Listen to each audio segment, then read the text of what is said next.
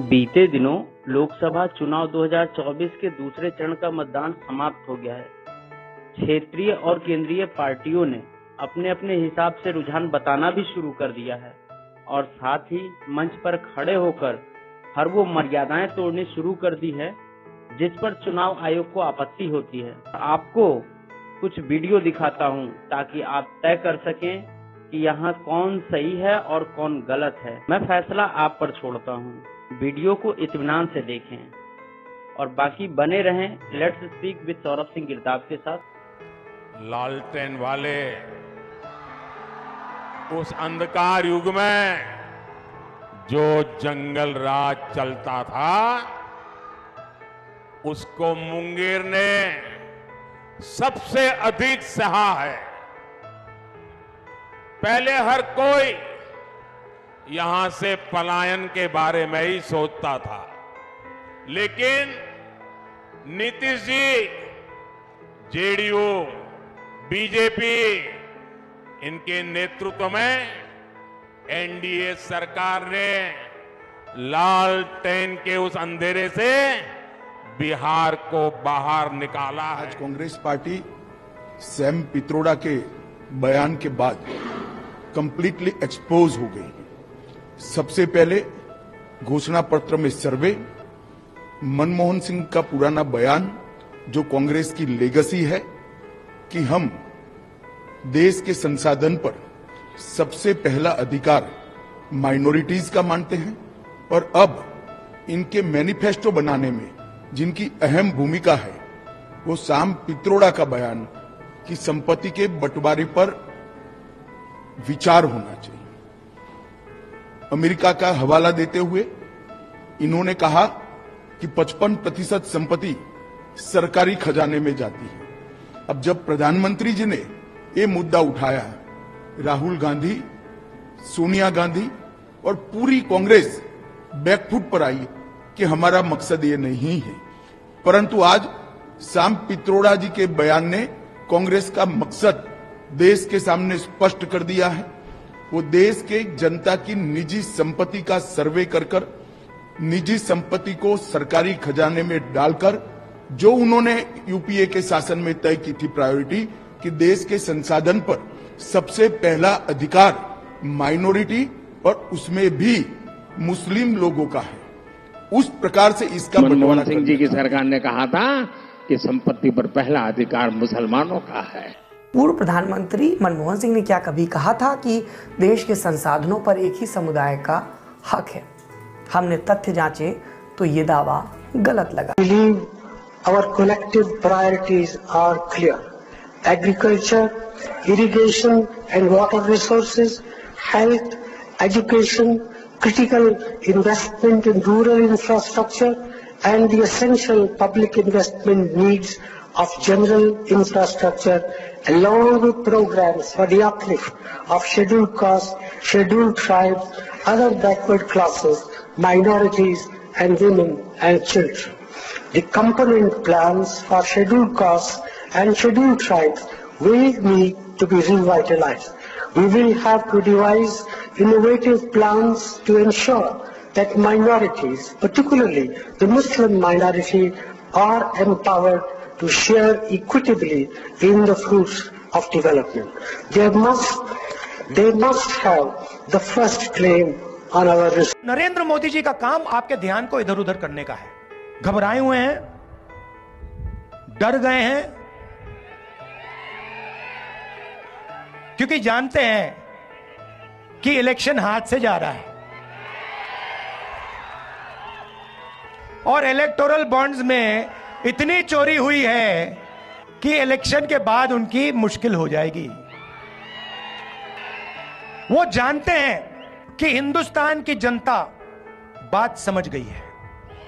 वो जानते हैं कि हिंदुस्तान की जनता इस चुनाव में संविधान की रक्षा करने के लिए खड़ी हो गई है और वो जानते हैं कि हिंदुस्तान की जनता समझ गई है कि नरेंद्र मोदी जी अरबपतियों के नेता हैं, गरीबों के नहीं। जैसे ही मैंने ये देश के एक्सरे की बात की, नरेंद्र मोदी कांपने लग गया। उसकी आदत है, जैसे उसको डर लगता है ना, वो झूठ बोलना शुरू कर देता है। जैसे ही उसको डर लगता है वो कभी पाकिस्तान की बात करेगा, कभी चाइना की बात करेगा, तो एक के बाद एक झूठ बोल रहा है, मगर इस बार नहीं निकल पाएगा। वो कह रहे हैं उनका घोषणा पत्र नहीं बोलते। मैं बता देता हूं आज छत्तीसगढ़ वालों, इन्होंने कहा है कि हम अल्पसंख्यकों के लिए अलग कानून बनाए। मुझे बताओ भाई, ये देश सरिया के आधार पर चलना चाहिए क्या? जरा जोर से बोलो, चलना चाहिए? ट्रिपल तलाक वापिस आना चाहिए? एक कांग्रेस पार्टी मुस्लिम लीग का एजेंडा लेकर आगे बढ़ी है, मगर राहुल बाबा ना आपको चुनने वाले हैं, ना ट्रिपल तलाक वापिस आना वाला है, ना 370 वापिस आना। भाई और बहनों, मुझे फ्रैंकली जात में इंटरेस्ट नहीं है, मुझे इंटरेस्ट न्याय में है। हिंदुस्तान में आज 90% के साथ अन्याय हो रहा है, भयंकर अन्याय हो रहा है। देशभक्त क्या चाहता है? देशभक्त देश में न्याय चाहता है। देशभक्त अन्याय थोड़ी चाह सकता है। देशभक्त चाहता है कि हिंदुस्तान आगे बढ़े, देशभक्त चाहता है कि हिंदुस्तान एक दिन सुपर पावर बने, जो भी जैसे भी आप कहना चाहो। तो अगर आप सुपर पावर बनना चाहते हो तो 90% शक्ति का प्रयोग तो करना पड़ेगा। ये मेरे लिए अब राजनीतिक मुद्दा नहीं है, ये अब मेरा लाइफ का मिशन है। और पहले जब उनकी सरकार थी, उन्होंने कहा था कि देश की संपत्ति पर पहला अधिकार मुसलमानों का है। इसका मतलब ये संपत्ति इकट्ठी करके किसको बांटेंगे? जिनके ज्यादा बच्चे हैं उनको बांटेंगे। घुसपैठियों को बांटेंगे। क्या आपकी मेहनत की कमाई का पैसा घुसपैठियों को दिया जाएगा? आपको मंजूर है? ये कांग्रेस का मैनिफेस्टो कह रहा है कि वो माताओं बहनों का सोने का हिसाब करेंगे, उसकी जड़ती करेंगे, जानकारी लेंगे और फिर उस संपत्ति को बांट देंगे। और उनको बांटेंगे जिनको मनमोहन सिंह जी की सरकार ने कहा था कि संपत्ति पर पहला अधिकार मुसलमानों का है।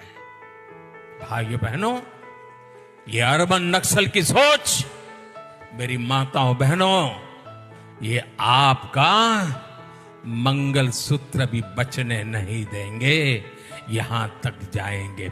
इंदिरा गांधी ने अपना सोना, जब जंग हुई थी, अपना सोना देश को दिया। मेरी मां का मंगलसूत्र इस देश को कुर्बान हुआ है। कैसी कैसी बहकी बहकी बातें। पिछले 2 दिनों में अब ये शुरू हुआ है कि कांग्रेस पार्टी चाहती है कि आपके मंगलसूत्र और आपका सोना आपसे छीन ले। 70 सालों से ये देश स्वतंत्र है। 55 सालों के लिए कांग्रेस की सरकार रही है। किसी ने आपसे सोना छीना? आपके मंगलसूत्र छीने? इंदिरा गांधी ने अपना सोना, जब जंग हुई थी, अपना सोना देश को दिया। मेरी मां का मंगलसूत्र इस देश को कुर्बान हुआ है। और अगर मोदी जी मंगलसूत्र का महत्व समझते तो वो ऐसी अनैतिक बातें नहीं करते। किसान पर कर्ज चढ़ता है तो उसकी पत्नी अपने मंगलसूत्र को गिरवी रखती है। बच्चों की शादी होती है या दवाई की जरूरत होती है तो महिलाएं अपने गहने गिरवी रखती हैं। ये बात ये लोग नहीं समझते।